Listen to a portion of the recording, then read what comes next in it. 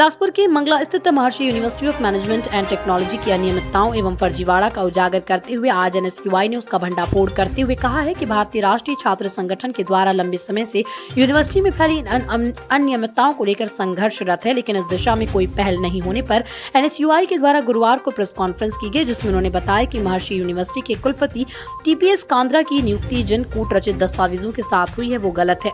वहीं महर्षि यूनिवर्सिटी केवल 10 शिक्षकों द्वारा पाठ्यक्रमों का संचालन कर लगभग 1000 विद्यार्थियों के भविष्य को बर्बाद कर रहा है। इसके अलावा विगत कई वर्षों से छात्रवृत्ति के नाम पर करोड़ों की फर्जीवाड़ा कर शासन को चुनाव लगाने संबंधी दस्तावेज का खुलासा किया गया, जो उचित नहीं है। लिहाजा छात्र संगठन इस दिशा में उचित कार्रवाई की मांग कर रहे हैं। तो वहीं उसके बाद भी मांग पूरी नहीं होती है तो बिलासपुर एनएसयूआई के कार्यकर्ता न्यायालय की शरण में जाने की बात कही। बिलासपुर से अमित पाटले की रिपोर्ट। प्रेस वार्ता हमारे बिलासपुर जिले में जो महर्षि यूनिवर्सिटी संचालित हो रही है उसके फर्जीवाड़े को लेकर हम लोगों ने प्रेस वार्ता रखी थी। जिस तरीके से महर्षि यूनिवर्सिटी लगातार अपने फर्जीवाड़े के कारण सत्र 2014-15 में पहले भी बंद हो चुका था, वही उनका फर्जीवाड़ा दोबारा संचालित हो रहा है। महर्षि यूनिवर्सिटी एक ऐसी संस्था है जो एक ही कैंपस में 2 संस्थाएं संचालित कर रहा है, चाहे महर्षि यूनिवर्सिटी के नाम से हो या फिर महर्षि शिक्षा संस्था के नाम से हो। वहाँ और भी जो मुद्दे थे जिसको लेकर हम लोगों ने अभी आपसे जानकारी दी है आपको। महर्षि यूनिवर्सिटी में सबसे बड़ा पॉइंट ये है कि हम लोगों ने कई जगह जांच के लिए लिखा था। पीएमओ भी हम लोगों ने लेटर भेजा, मुख्यमंत्री कार्यालय, सीजीपीआरसी, यूजीसी, जहां आदिम जाति कल्याण विभाग द्वारा उस पर जांच कमेटी बनाई गई। जांच कमेटी तो और भी बनाई गई थी, लेकिन उन्होंने गलत रिपोर्ट दायर की।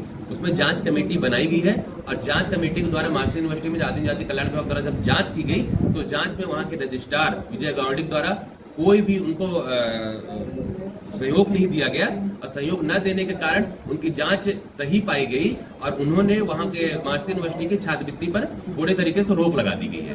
आप जैसे कि बता रहे हैं, देखिए पीएमओ का हमारे पास लेटर आया था कि हमने इसमें सीजीपीआरसी और यूजीसी को हम आपका लेटर फॉरवर्ड कर रहे हैं, वहां से टीम बनाई जाएगी और जो इस पर जांच करेगी, लेकिन अभी तक ऐसा कुछ हुआ नहीं। अगला कदम क्या होगा? देखिए हम लोग आज प्रेस के माध्यम से ही बताना चाह रहे थे कि हम लगभग आज हम लोगों ने जिलाधीश महोदय जी को, कलेक्टर साहब को हमने ये पूरे दस्तावेज से ज्ञापन दिया है और हम उनसे मांग किए कि आपके द्वारा एक जांच कमेटी बनाई जाए और इस पर एक उचित जांच की जाए, जिससे हजारों छात्रों के भविष्य का सवाल है।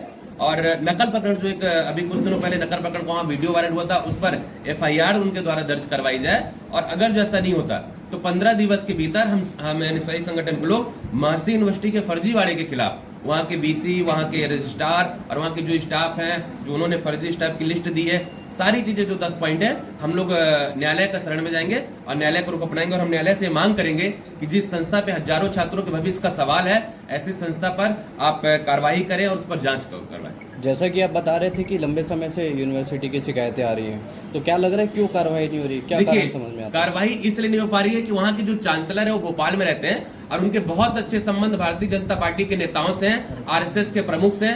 आप उनके फेसबुक को अगर जो खंगालते हैं तो उनकी सारे फोटोज आरएसएस और भारतीय जनता पार्टी के बड़े बड़े नेताओं के साथ आपको दिखेंगे और वो फोटोज हम आपको उपलब्ध करवा रहे हैं। ये हजारों